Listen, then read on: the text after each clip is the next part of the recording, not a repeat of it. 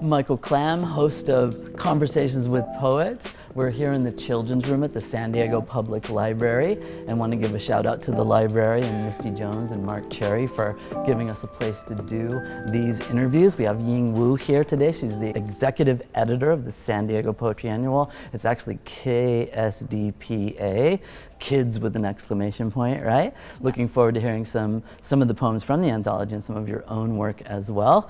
I want to thank the City of San Diego. This came about because of our new poet laureate. We have an inaugural poet laureate, so the kids who come here and are inspired by Shel Silverstein or Jack Prelutsky, they can become the poet laureate of San Diego someday. So thanks to the Commission for Arts and Culture and the San Diego Poetry Annual as well. All the folks behind the cameras in editing and sound, Kent Tran, Sherwood Hartwell, Rachel, Mink, thank you guys for all the great work. And Ying Wu, hello, how are you? You are San Diego, you live on a boat in Yes. San Diego, right? In San Diego Bay. In San Diego Bay. Are you, you're also a neurocognitive or a neuroscientific cognitive researcher. Yeah, what does that mean? Like, what is that? What is that?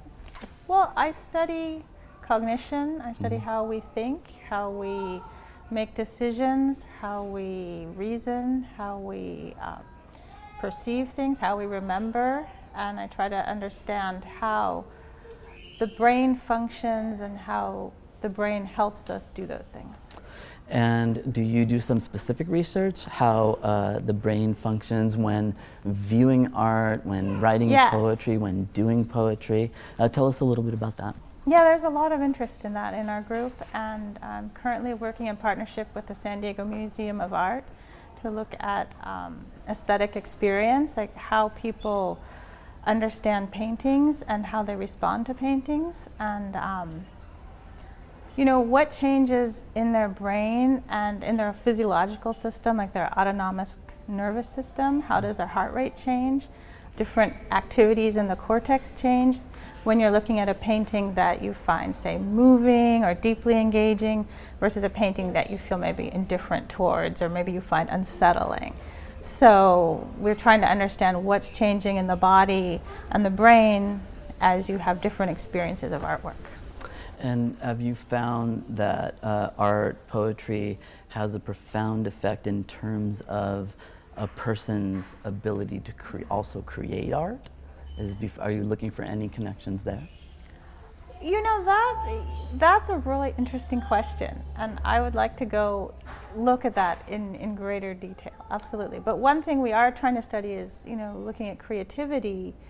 You know, if you do a task that involves certain, like, thinking outside the box, does that result in more creativity afterwards or like less creativity on a transient level? Mm-hmm. And what we actually seem to find is it varies from person to person, but sometimes for some people doing a task that is creative, that involves you, that requires that you creatively find a solution to, say, how to get inside a locked house. This is in virtual reality. Mm-hmm. Actually, afterwards you're sort of drained and you find yourself maybe a little bit less creative on a different task, where, say, you have to generate alternative uses for, say, like a brick or a paper clip or a common object. You might actually perform less well on that task if you do a creative task first versus, say, a rote task that just involves following instructions and just going through a series of steps to get inside the house first. Do you think creativity, teaching creativity, art in schools, poetry for kids is a fundamental part of education?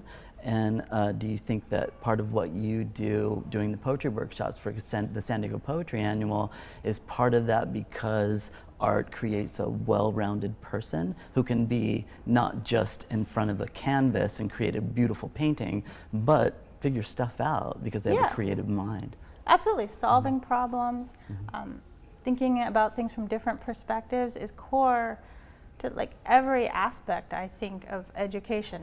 It's not just like art is its own little box and that you just do art and then you go off and you say do science and do math and do other things, and they're not related. They're very related. Scientists have to solve problems, and they have to think creatively, they have to try new things. Mathematicians have to do the same thing. And I think being able to explore different perspectives through, say, poetry can actually help you do the same thing in other domains. And for districts out there, don't test scores go up where there's art and science and music in schools? Hasn't that been proven to a certain degree?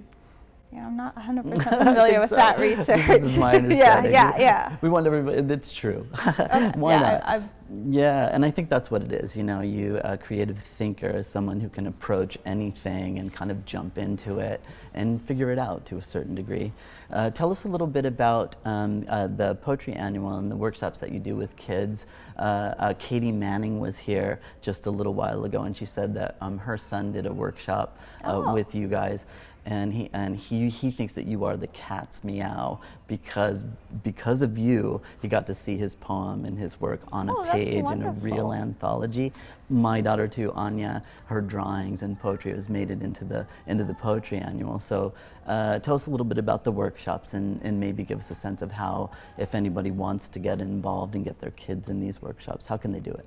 Sure. So we host or organize free workshops for children ages 6 through 12 from the San Diego region, so anywhere in San Diego County, basically. Workshops right now have been online due to COVID. In the past, they were in person, usually at county libraries or in the city, the public library system, or in other venues like Boys and Girls Clubs.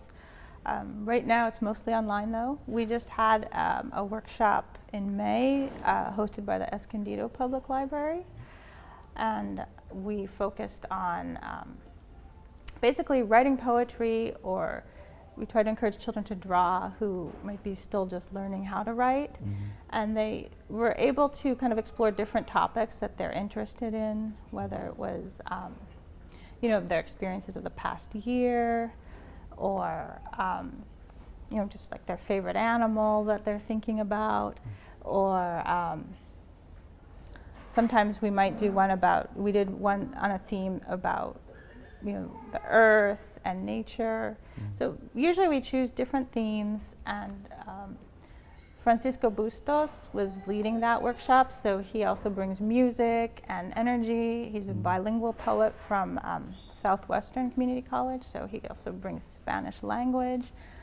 And usually we have the children share their poems afterwards, so there's a period of time spent sort of brainstorming, then writing, then sharing, and the goal is really to sort of like build like this sort of like positive environment where the children are basically free to just sort of like explore their own thoughts, what's important to them, and explore how to take those and put them on words in a more kind of like unconstrained way than you might experience in other contexts, like say when you're writing a book report, or you're writing a letter, or you're writing some other kind of formal form of prose or text of some type. So this was really about just exploring language and finding ways to kind of express whatever it is that's coming into their minds and hearts at the moment. Yeah, Anya wrote a poem about a plushie little cat named Ava that she tried to play sorry with, but when Anya moved her pieces, the cat did not move her pieces. So I love the poem because it ends on that, and I have this image in my head of Anya like having this moment of hope, like maybe my plushie's gonna play with me here. Tell me a little bit about when you finish up and you publish the annual, the kids, they have readings too that they can go to as well. Yes, we organized like a free public reading, usually in the spring. We did one in the Encinitas Library before COVID, and we're hoping to get back into the Encinitas Library and do it again. Those events are open to the public. We invite all the students who participated in the workshops to come read their work. There's refreshments, usually music, a stage and a microphone, so they get a chance to kind of like show off their work to a large audience. And usually, again, we try to make it a completely encouraging, comfortable space for children, again, to learn, more about presenting their work to an audience and, kind of performing on stage. And we'd like to add a component to, or maybe they could, the children who are interested could even go through a little bit of a workshop to sort of practice doing that Microphone before and the that kind of actual thing. event. Yes. Yeah, I've been to one of those. I've been to the Encinitas Library event, and Francisco was actually playing drums in the background. And one of the kids got up to the microphone and turned to Francisco and said, "I'm good. Like, don't play during the poem." Like, he totally directed Francisco, and then he did his thing without drumming in the background. Confident. So what I noticed is that the kids were very confident that their poems, they wrote them, they felt that they felt good about their poems, and then were, you know, bold enough to get up to the microphone and present. You brought one of the poems, or you have a poem from one of the students that you wanted to read today. I did. All right. I did. Can we hear it? Yes. Let me bring it out here. So this is from our most recent workshop, and this was online on Zoom, and this poem is by Alex Jimenez. It doesn't have a title, but I'm just going to read it. So, Mami Yola, who welcomes me and gives me hugs and asks who loves her the most or how I'm doing in school, who is a feather and snail, who is her teeth and a glass of water, whose hair is made up of silk, is too tired to get up from bed, who tells me in Spanish, te amo, who tells me in English, I love you with all my heart, whose eyes are a stream, waterworks, can't see me grow, sleeps in a hospital bed, who used to be so strong and hard-working, who is always tired, isn't here anymore. Her spirit is flying away, but I grieve it with all my might and always have it close to me, who I see inside my sleep, who whispers in the wind as her tears rain down outside. I hear her on sad days asking who loved her the most. On sad days, asking who loved her the most, man. You know, this is a student poet. Yeah. You know? You could see this in any anthology anywhere. It's just fantastic. So do the teaching, the poet teachers, they're working directly with the kids. They kind of get them started, and then the kids like just start, you know, pumping it out. How do you get a student to write poetry when maybe, you know, writer's block is a big deal? Maybe they might right away be stuck just because they don't know what to write. How do you get kids to jump in? You know, I really like Francisco Bustos' approach, where he asks them, you know, what is in your heart right now? And sometimes, you know, he will actually help kind of rephrase what the children say back at them. I remember one little girl was talking about candy, and he says, there's candy in my heart, sweet candy. And that was just sort of like the start of a poem. There you go. Did you write poetry as a child? I did. You did. Tell us about that. Did you start? So you started very young. Yes. Well, I was one of those kids inspired by Shel Silverstein. Oh, is that right? Yes, and I loved writing rhyming poetry. I remember it was just thrilling to be able to realize that I could write a poem too. Yeah. And so, yeah, I wrote about, you know, just the world around me, and, you know, I remember I wrote a poem called Trunk Full of Junk. Yeah. I think that was my messy room. Mm-hmm. And, you know, I kept doing that for a while as a child until, you know, I got about to be like, you know, middle school age, and then, you know, for some reason I stopped. But I, you know, came back to it when I got older. So. Why did you come back to it? You know, this was after college, I guess. You know, at some point you have to kind of, I don't know, find meaning in your life, or Right. find something that really anchors you in spite of all the other things you're doing, like maybe, you know, looking for a job or working in a job, or, you know, going on to graduate school or pursuing more education or pursuing a family or thinking about buying a car or a house or whatever it is you think about doing. You still have to have something deeper and more meaningful that grounds you. At least I did. Yeah, I feel that way too. You know, it organizes your thoughts. It does. It grounds you. You have a poem, kind of that's a poem, sort of a message for everyone, called "Remodeling the Kitchen Won't Expand Your Mind." Will you read that poem for us? Sure, I'd be happy to. Remodeling the kitchen won't expand your mind.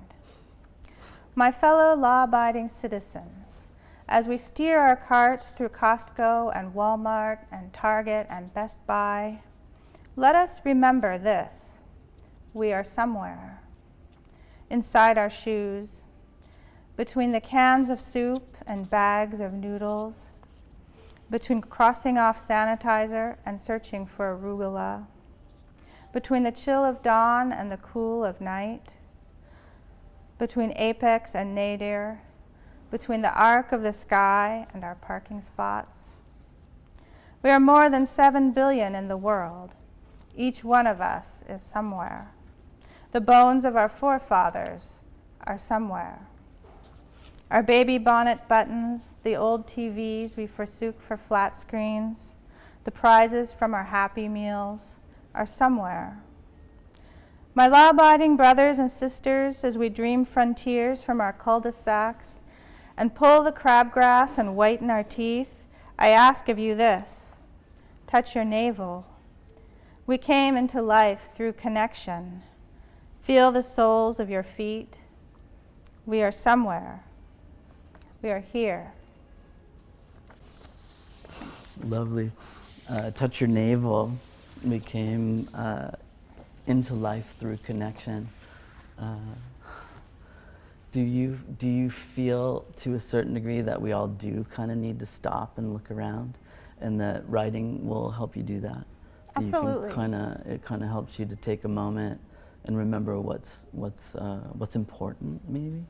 Yes, and also I think writing is an opportunity for sharing, right? When you share your writing, you get a chance to, I guess I feel like, see something in other people that you can't see through different forms of connection. So, a lot of times, you might meet someone at a party, or you're talking with your coworker at work, or you're talking on the phone with a relative, or, there's lots of different ways to exchange, but I feel like poetry especially really gives you an opportunity to connect with other people that you might not even know very well, but you really see what's human about them without, all of the other things. You don't have to work with them or live with them or be related to them or even develop a close friendship, but you can still feel very connected to them. Is this part of the reason why you host events too? Gelato and Broken Acre Poetry? Absolutely. What is it about hosting and putting together events that speaks to you? I love bringing people together, and I love just the diversity of voices. I like the possibility of, when you bring people together in different ways, sometimes you can achieve something greater than any one thing on its own. So I like exploring the ways of bringing people together. Do you have any favorite moments as a host? Who have you brought that you just were so glad to have them in the room? Well, I remember back in August, before COVID, we Stacy Dyson did a wonderful performance of spoken word art, and I just remember people standing up, and everybody felt so moved. Yeah. I remember, I remember one time, Robert Sullivan-Schleith, he was standing in for Mel Takahara, who unfortunately passed away. But in retrospect, I'm so glad that at least Robert came and read his book. Yeah.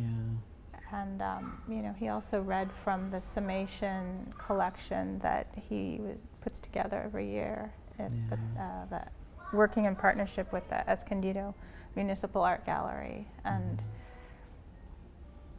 sometimes, those connections really, I kind of treasure them looking back and just feeling like, I'm so glad we did that. I wish Mel had been there in person, but he was sick, I guess. Yeah, Robert is somebody who everybody should connect with if you want to get involved with poetry in San Diego. Robert has been here as long as I can remember and done such great work in the same way, hosting, and a fine poet in his own right. Now, you're a true San Diego poet. You are San Diego. You live on the water. Tell me a little bit about being on the water and being sort of a bay poet to a certain degree. Poet. Yeah.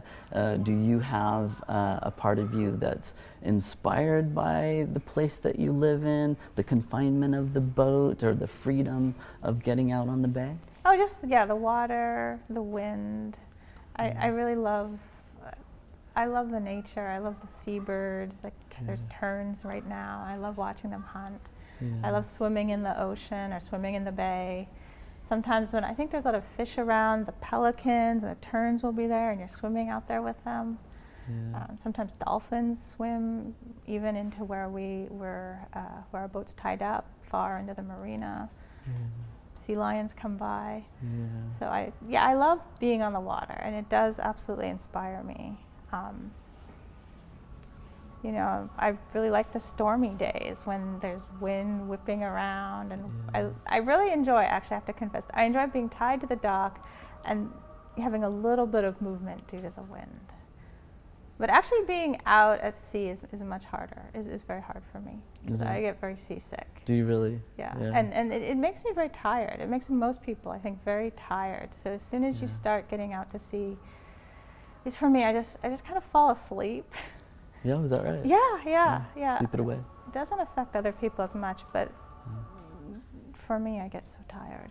You guys are pretty close to the airport, to the San Diego airport, right? And you've got a poem or a chunk of a poem. Yes, I have a poem there about, you know, traveling and the ocean, the water that people can see while they're viewing the San Diego Bay from one of their Can you new see your place, your slip and stuff from there? No, I can't see that. But I can see the bay, and you that's see the bay, kind of like our front yard. And it's like it's a sculpture, right? It's a sculpted, sort of carved poem. Yeah, it's sort of like cut in stainless steel or aluminum. I'm not sure, but it's like a very large cut, sort of like installation in 3 pieces. Gotcha. Are there workshops coming up or anything that we should know about? Yes, I'm in the process of organizing some more KSDPA workshops with Francisco Bustos. We'd like to do a cross-regional exchange between the San Ysidro Library and the Escondido Library. So we will do 2 workshops, one hosted by each library, but we'll invite participants from the other region to join.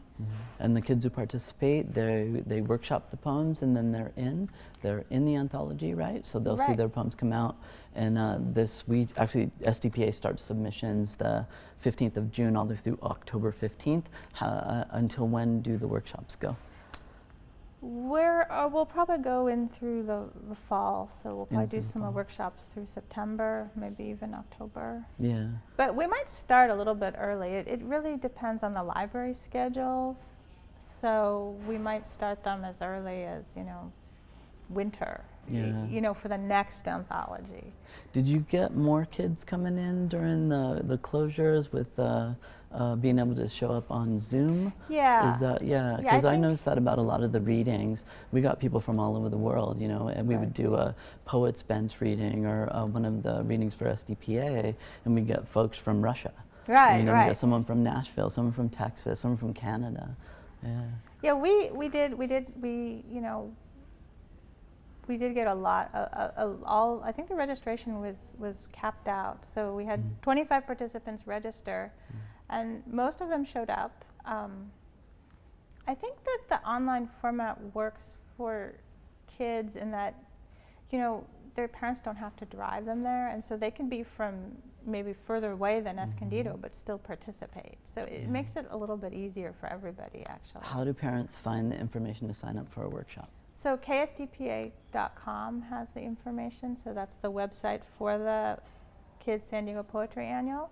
Also, I have a meetup site called Broken Anchor Poetry, and I post the events there. And you know, I also try to post them like in KPBS News events, calendars, and other venues. Marketing, right? Yeah, Marketing. Well, Ying Wu, I want to thank you very much for doing conversations with poets. Thank you for all the work that you're doing with kids. And everybody check out the San Diego Poetry Annual. Thanks again to the Public Library and the Public Library System for giving us a place to do this. Ying Wu, thank you. Thank you. You're welcome.